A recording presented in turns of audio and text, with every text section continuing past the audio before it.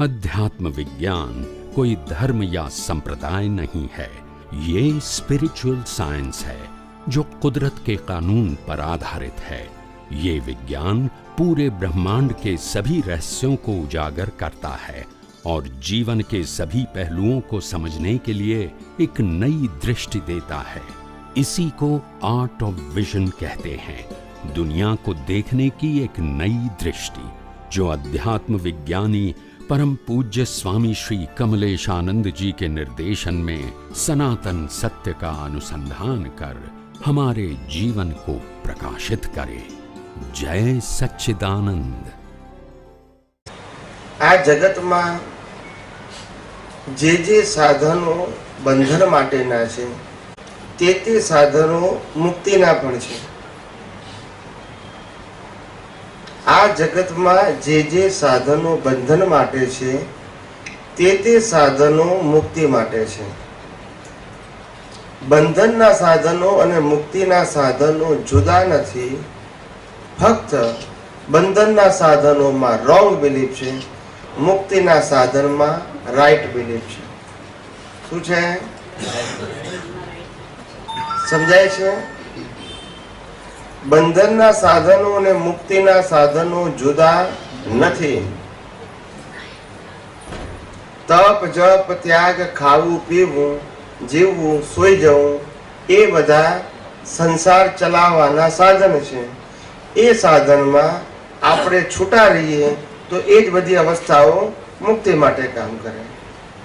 अहींया दृष्टि बदलवानी वात छे अने लोको धर्म बदलवानी वात करे छे। अहींया भाव बदलवानी वात छे अने लोको क्रिया बदलवानी वात करे छे। समजाय छे? बे वस्तु समजाय छे? समजाय छे के नहीं? आपणे खावानुं पीवानुं सोई जवानुं समजाय छे? आ बधी ज क्रिया जे छे ए बंधन माटे छे, ए ज क्रिया पाછી मुक्ति माटे छे।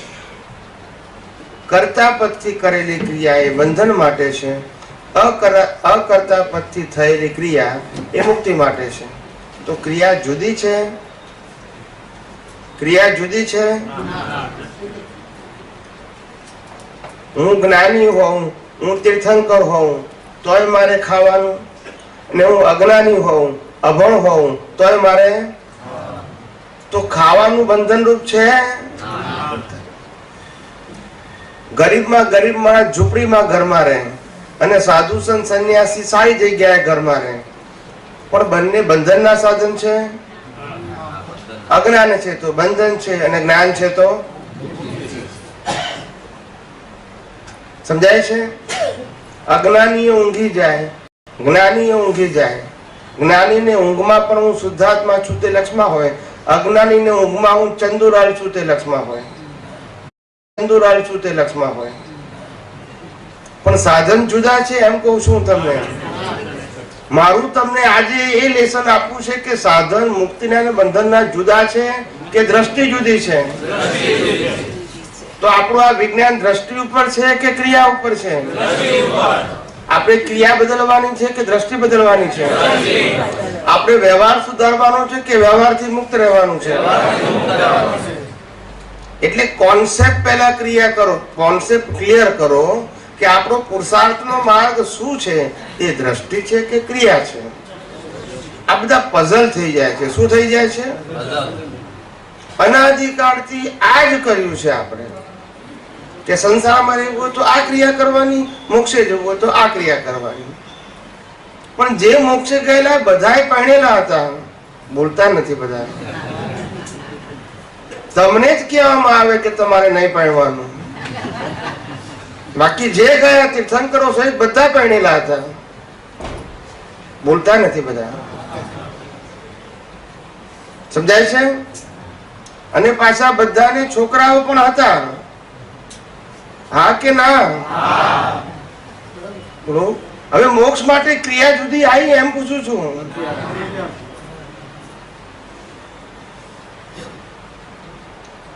માણસને ક્યાંથી ક્યાં લઈ જવામાં આવે છે? કેવો સીધો સાદો સરળ મુક્તિનો માર્ગ છે। કેવો સીધો સાદો સરળ વૈરાગ્યનો માર્ગ છે, કેવો સીધો સાદો સરળ છૂટા રહેવાનો માર્ગ છે. અને એની અંદર જે કરવાનું નાખી દીધું એટલે માણસ બચારો કરવામાંથી બહાર નીકળે. એક વસ્તુ કરતો હોય પછી બીજું આપે, બીજું કરતો હોય ત્રીજું આપે, ત્રીજું કરતો હોય ચોથું આપે, ચોથું કરતો હોય પાંચમું આપે, એમ 10 સાધન પતી જાય. હવે કે છે એક સાધન તું 2 વખત કર. ના સમજાય. પહેલા 1 કલાક સામાયિક કરે, હવે 2 કલાક કર. પેલો કે હજુ ટાઈમ છે કે 3 સામાયિક કર. બોલતા નથી બધા. હવે તમને આ બધા કોમન સેન્સ થી મુક્તિનો માર્ગ લાગે છે? હું કોમન સેન્સ ની વાત કરું છું. તમે તમારી જાતે વિચારો. હું શું કહું છું એ જવા દો. તમે જાતે વિચારો. તમે બધા થિંકર છો, વિચારક છો. અનાદિકાળથી આ જ કર્યું છે આપણે. શું છે? એટલે ક્રિયા સામે આપણને વાંધો નથી, ક્રિયામાં કરતાપણા સામે પ્રશ્ન છે. પ્રશ્ન ક્યાં છે? તમે બધું જ કરો, જે ઉદય કર્મમાં હોય તે બધું જ કરો. સમજાય છે? કોઈ મહાત્મા એવું કહે છે કે ભાઈ હવે તમે ક્રમમાંથી અક્રમમાં આવી ગયા એટલે આવતીકાલથી ખાવાનું બંધ, કારણ કે ખાવું એ ક્રમિક માર્ગ છે. બોલતા નથી બધા. ઊંઘી જવું એ ક્રમિક માર્ગ છે, માટે અક્રમમાં બોલતા નથી. લગ્ન કરવું એ ક્રમિક માર્ગ છે, અક્રમમાં બોલતા નથી બધા. આવી તો માર્ગ હશે ને ક્રમિક અક્રમ. લોકો શું સમજી બેઠા છે? ક્રિયાને આધારે ક્રમ અક્રમ છે, દ્રષ્ટિના આધારે છે. શેના આધારે છે? આપણી દ્રષ્ટિ એવી હોવી જોઈએ. આધ્યાત્મનો માર્ગ, મુક્તિનો માર્ગ એ દ્રષ્ટિ ઉપર છે, ક્રિયા ઉપર નથી. ઇતિહાસમાં ઘણા એવા દાખલાઓ છે કે ચોર, લૂંટારા અને ખરાબમાં ખરાબ હિંસા કરનારા માણસો પણ જ્ઞાનીઓ પાસે આવી અને સરેન્ડર થઈ અને વળી ગયા છે. કારણ કે દ્રષ્ટિ જ બદલી. એમને શું બદલી છે? ક્રિયા નથી બદલી, દ્રષ્ટિ બદલાઈ ગયા એની. એને સમજાઈ ગયું કે આ માર્ગ મારા માટે ઉચિત નથી. જ્ઞાનીએ ના કીધું કે તું આ કરવાનું બંધ કરી દે, એ પોતે જ સમજી ગયો.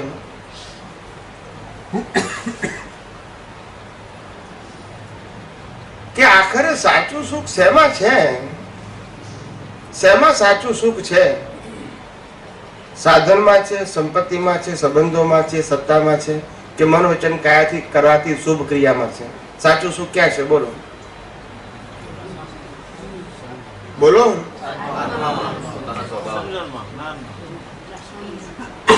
હવે આપણે સાચું સુખ મેળવવા માટે, જો સાચું સુખ આત્મામાં છે અને આત્મા એ અંદર છે અને સુખ પણ અંદર છે, તો બહાર કેટલી મહેનત કરવી પડે?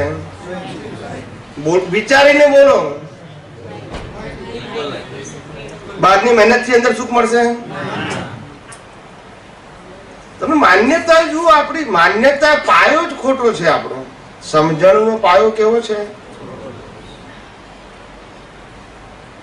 ખાઓ, પીઓ, તપ કરો, જપ કરો, પૂજા પાઠ કરો, બધું જ કરો, પણ એને પુરુષાર્થ ના માનો. જો મોક્ષે જેવું હોય તો સહજ થયા કરવું જોઈએ. શું છે? જેમ ખાઈએ છીએ, પીએ છીએ, સુઈ જઈએ છીએ, નોકરી કરીએ, ધંધો કરીએ, એમ તપ કરો, જપ કરો, આરતી કરો. વિજ્ઞાનને કોઈ વાંધો નથી, પણ વિજ્ઞાન કહે છે કે તું આ જે મન વચન કાયા કરે છે ને તું કરે છે કેમ માને છે? તારી પાસે તો શ્વાસ લેવાની સ્વતંત્ર શક્તિ નથી. સમજાય છે કે નહીં? માટે જે થાય છે એનાથી તું છૂટો છું, એ છૂટા તરીકે તું એને જોયા કર. હું કરું છું, હું ભોગવું છું, આવી માન્યતાની જરૂર નથી. અહીંયા દ્રષ્ટિ બદલવાની વાત છે. શું બદલવાની વાત છે? દ્રષ્ટિ. કે છે દાદા ભગવાને અમારી દ્રષ્ટિ બદલી નાખી, જ્ઞાની પુરુષે અમારી દ્રષ્ટિ બદલી નાખી. અત્યારે પણ જેને જ્ઞાન મળે એ કે છે કે મારી દ્રષ્ટિ બદલાઈ ગઈ. હવે દ્રષ્ટિ બદલાય તો પછી ક્રિયામાં પુરુષાર્થ કેમ માનીએ છીએ આપણે? જ્યારે સુખ એ આત્મામાં છે, અને સુખ આત્મામાં છે, તે આત્મા અંદર છે, પછી આપણને આવી ભ્રાંતિ કેમ ઉત્પન્ન થાય છે? જળથી ચેતન ઉપજે, ચેતનથી જળ થાય, એવો અનુભવ કોઈને ક્યારે કદી ન થાય. આ શ્રીમદ રાજચંદ્રનું વાક્ય છે. જળથી ચેતન ઉપજે અને ચેતનથી જળ થાય, એવો અનુભવ કોઈને ક્યારે કદી ન થાય. જળથી જળ ઉપજે, શું ઉપજે? જળથી જળ ઉપજે, જળથી ચેતન ના ઉપજે. એટલે અમારું મિશન ભ્રાંતિ કાઢવાનું છે. શું છે? જ્ઞાન આપવું એટલે ભ્રાંતિ કાઢવી. તે જ્ઞાન આપવું એટલે ક્રિયાકાંડમાં વળગાવી દેવા નહીં. ના સમજાય? પેલો બચારો પછી આખી દિવસમાં થાકી જાય, જેવો નવરો પડે પાછો ક્રિયા, જેવો નવરો પડે પાછો ક્રિયા પડી જાય. એની પાસે વિચારવાનો સમય નથી. એટલે ઘણી વખત કહું છું કે મુક્તિનો માર્ગ એ લેબર નથી, પરિશ્રમ નથી. મુક્તિનો માર્ગ એ વિઝન છે, જેને હું કહું છું આર્ટ ઓફ વિઝન.